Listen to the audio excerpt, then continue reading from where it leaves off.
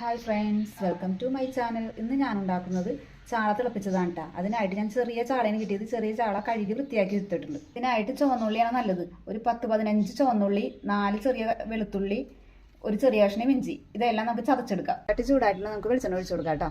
ചതച്ച് വെച്ചിരിക്കുന്ന ഇഞ്ചിയും വെളുത്തുള്ളി ചുവന്നുള്ളി ഇട്ട് കൊടുക്കാം. ഇതെല്ലാം നല്ലോണം ഒന്ന് വഴറ്റാം.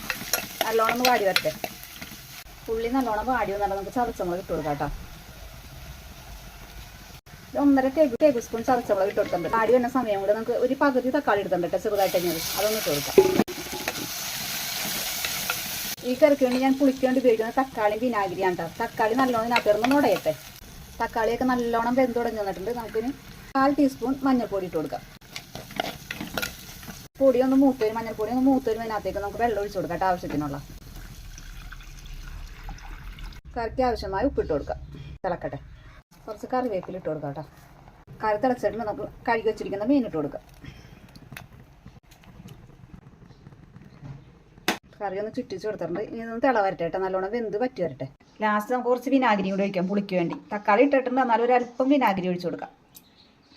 വിനാഗിരി ഇഷ്ടമല്ലാത്തവർക്ക് കുടംപുളിയോ വാളംപുളിയോ ഉപയോഗിക്കാം കേട്ടോ. ഞാൻ വിനാഗിരി ഒഴിക്കുന്നുള്ളൂ. എനിക്കത് ഇഷ്ടമാണ്. ഇവിടെ എല്ലാവർക്കും ഇഷ്ടമാണ് ഇങ്ങനെ ചാളയൊക്കെ ഇങ്ങനെ തിളപ്പിക്കുന്നത്. അപ്പോൾ ഇങ്ങനെയൊക്കെ ചാള ഇങ്ങനെയൊക്കെ കിട്ടുമ്പോൾ തിളപ്പിക്കാത്തവരാണ് ഇങ്ങനെ തിളപ്പിച്ച് നോക്കുന്നത്. നല്ല ടേസ്റ്റാണ് ഇങ്ങനെ ഉപയോഗിക്കുന്നത്. വീഡിയോ കാണുന്ന എല്ലാവരും സബ്സ്ക്രൈബ് ചെയ്ത് സപ്പോർട്ട് ചെയ്യണേ. Okay, by.